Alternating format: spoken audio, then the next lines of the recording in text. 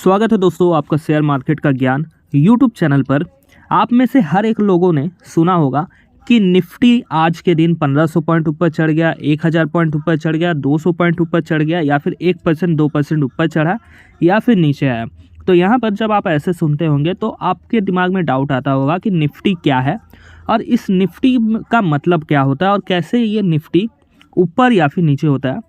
और इसके अलावा इस निफ्टी में अभी लेटेस्ट 2023 के हिसाब से कितने सारे स्टॉक्स हैं और हर एक स्टॉक का कितना वेटेज है, ये सारी डिटेल्स हम इस वीडियो में जानने वाले हैं। तो यहाँ पर शुरू में ही मैं आपको बता दे रहा हूँ, आप इस वीडियो को अभी से लाइक कर दें क्योंकि ये वीडियो आपके लिए काफ़ी ज़्यादा इन्फॉर्मेटिव होने वाला है। तो यहाँ पर सबसे पहले तो आप ये जान लीजिए कि जो निफ्टी 50 है ये एक स्टॉक मार्केट का सूचांक है जिसे हम इंडेक्स भी कहते हैं। जैसे कि आपको पता होगा जब आप मार्केट में जाते हैं तो आप देखते हैं सब्जियों के दाम बढ़ गए हैं, खाने पीने के सामान के दाम बढ़ गए हैं, तो आप क्या कहते हैं कि महंगाई बढ़ गई है। तो यहाँ पर आप डायरेक्ट ये नहीं बोलते कि आलू प्याज के दाम बढ़ गए या फिर किसी सामान के दाम बढ़ गए, आप डायरेक्टली बोलते हैं महंगाई बढ़ गई है।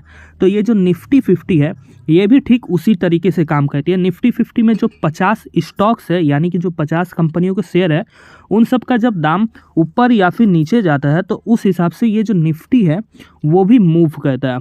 तो इस बेसिस पे यहाँ पर निफ्टी में कहा जाता है कि निफ्टी 50 पॉइंट ऊपर गया, 50 पॉइंट नीचे गया या फिर 1% 2% ऊपर या फिर नीचे गया। यहाँ पर निफ्टी को देखकर आप समझ सकते हैं कि मार्केट किस दिशा में जा रही है, यानी कि मार्केट में शेयरों का दाम बढ़ रहा है या फिर मार्केट में शेयरों का दाम घट रहा है। तो इस तरीके से निफ्टी 50 काम करती है। यहाँ पर जैसे देखिए व्हाट इज निफ्टी 50, तो Nifty 50 is a stock market benchmark index maintained by national stock exchange of India. जैसे नॉर्मली सब्जियों की एक मंडी होती वैसे ही शेयर की या फिर कंपनी के स्टॉक्स की भी एक मंडी होती है जिसे हम नेशनल स्टॉक एक्सचेंज कहते हैं। इसी स्टॉक एक्सचेंज पर शेयरों को खरीदा और बेचा जाता है। अब जैसे देखिए this Nifty 50 index compromises 50 stocks taken from major sector data listed on national stock exchange.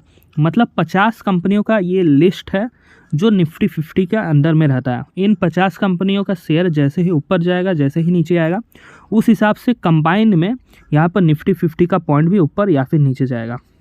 यहाँ पर जैसा कि आपको बताया निफ्टी 50 को देखकर ये अंदाज़ा लगाया जाता है कि मार्केट किस दिशा में जा रही है।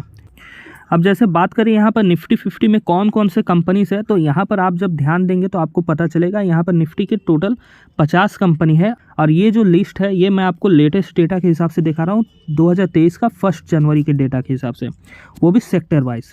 यहाँ पर जैसे देखिए ये जो टोटल 50 के स्टॉक्स है उनमें जो टॉप के कंपनी है वो रिलायंस इंडस्ट्रीज है, HDFC बैंक है, फिर ICICI बैंक है, फिर इन्फोसिस है, फिर इसके अलावा HDFC है, फिर टाटा कंसल्टेंसी है। ये टॉप कंपनी हो जाते हैं मार्केट में। अब जैसे देखिए मान लेते हैं निफ्टी अगर 100 रुपये है तो इस 100 रुपये में 10 रुपये रिलायंस की तरफ से आता है। अब 10 रुपये कैसे मैं बता रहा हूँ वो भी देख लीजिए। यहाँ पर जब आप देखेंगे तो आपको पता चलेगा 10.98% का यहाँ पर वेटेज है रिलायंस इंडस्ट्रीज़ का। मतलब 100 रुपये में 11 रुपये रिलायंस इंडस्ट्रीज़ के है, फिर 9 रुपये यहाँ पर HDFC बैंक के हैं। इस हिसाब से देखिए ICICI बैंक भी है जिसका वेटेज मार्केट में 7.76% है, फिर इन्फोसिस है जिसका 6.9% का वेटेज है। अब जैसे देखिए आप ध्यान देंगे तो आपको पता चलेगा जो रिलायंस कंपनी है उसका इंडस्ट्री ऑयल एंड गैस है, HDFC बैंक का फाइनेंशियल सर्विसेज है, ICICI बैंक का भी फाइनेंशियल सर्विसेज है। इसके अलावा इन्फोसिस जो है वो एक IT कंपनी है इसलिए इंफॉर्मेशन सर्विसेज, HDFC भी एक फाइनेंशियल सर्विसेज की कंपनी है। यहाँ पर आप वेटेज देखेंगे तो यहाँ पर वेटेज इसका 6% है। इस तरीके से यहाँ पर कुल 50 कंपनियों का लिस्ट दिया गया है जिनका निफ्टी 50 में योगदान है। यहाँ पर हर एक कंपनी का अपना एक अलग वेटेज है। ये जो लिस्ट है ये मैक्सिमम से लेकर मिनिमम तक का वेटेज वाला लिस्ट है।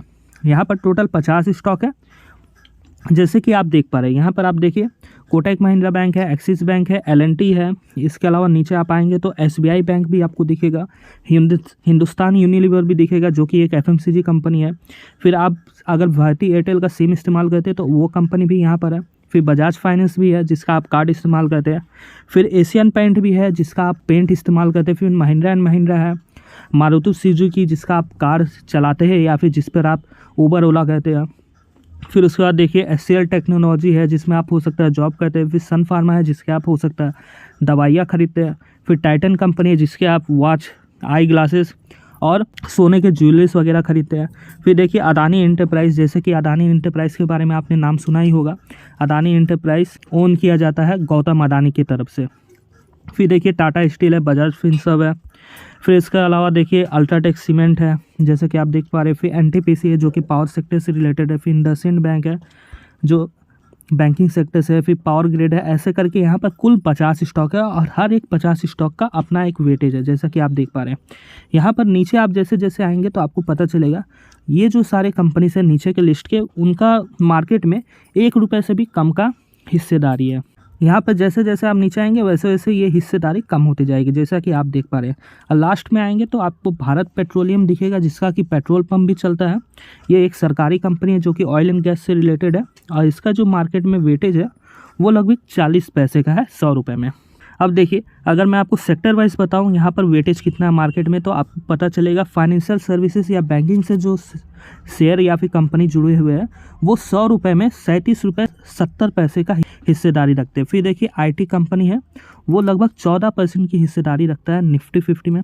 फिर ऑयल एंड गैस जो सेक्टर है वो लगभग 13% का हिस्सेदारी रखता है। फिर एफएमसीजी का मतलब हो गया आप जो रेगुलर डे यूज में खरीदते हैं, इस्तेमाल करते वो प्रोडक्ट्स, तो यहाँ पर एफएमसीजी का हिस्सेदारी लगभग 8.5% का है।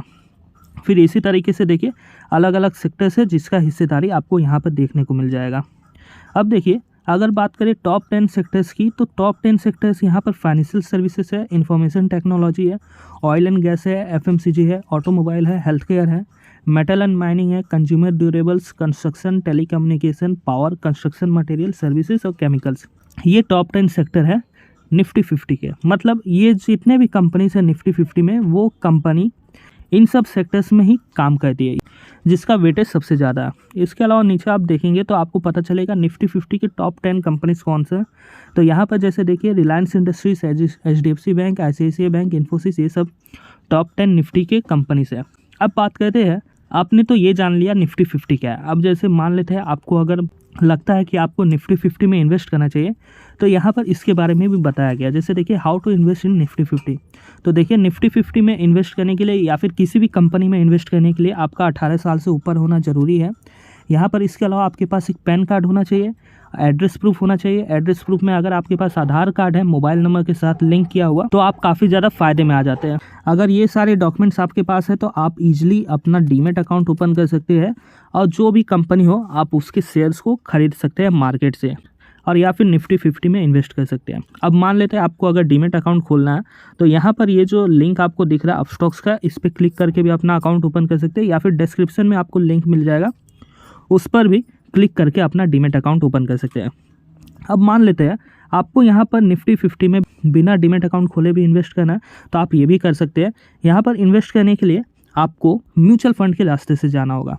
यहाँ पर देखिए जैसे 4 तरीके बताए गए हैं निफ्टी 50 में इन्वेस्ट करने का। एक तो हो गया स्टॉक ब्रोकर यानी कि डीमेट अकाउंट के थ्रू, दूसरा म्यूचुअल फंड, तीसरा हो गया ETF और चौथा हो गया F&O सेगमेंट। तो इन सबको आप छोड़ दीजिए। अगर आप डीमेट अकाउंट के थ्रू इन्वेस्ट करना चाहते हैं तो पहले तो आप एक अपना डीमेट अकाउंट खोल ले। जैसे कि अपस्टॉक्स का आप डीमेट अकाउंट खोलते हैं तो हर एक चीज़ फ्री में मिलेगी, साथ में यहाँ पर आपको सपोर्ट भी काफ़ी अच्छा मिलेगा। डिस्क्रिप्शन में दिए गए लिंक से भी आप खोल सकते हैं। और यहाँ पर अगर आप म्यूचुअल फंड के रास्ते जाना चाहते हैं तो आप म्यूचुअल फंड के भी थ्रू इन्वेस्ट कर सकते हैं, बस आपको इसके लिए पैन कार्ड होना ज़रूरी है।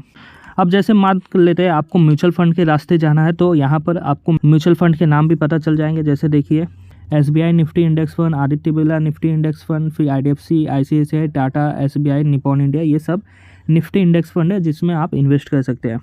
अब जैसे आपको यहाँ पर 50 कंपनियों के लिस्ट पता चले, तो यहाँ पर कौन से बेसिस पे ये 50 कंपनियाँ लिस्ट होती है, इसके डिटेल्स में आप जानना चाहते हैं तो आप यहाँ पर इस वेबसाइट पर भी आकर चेक कर सकते हैं और यहाँ पर पढ़ सकते हैं और जान सकते हैं। तो उम्मीद करता हूँ आपको यहाँ पर कंप्लीट डिटेल समझ में आ गए होंगे, साथ में आपको कंप्लीट लिस्ट भी पता चल गया होगा निफ्टी 50 का लेटेस्ट के हिसाब से। अगर आपको ये वीडियो पसंद आए तो ज़रूर लाइक करें और इसे अपने दोस्तों फैमिली मेम्बर्स के साथ ज़रूर शेयर करें। और जो शेयर मार्केट में इन्वेस्ट करना चाहते हैं वो डिस्क्रिप्शन में दिए गए लिंक से अपना अकाउंट ओपन करें। आपको अकाउंट ओपन के लिए एक हेल्प नंबर भी मिल जाएगा, आप उस पर भी कॉन्टैक्ट कर सकते हैं।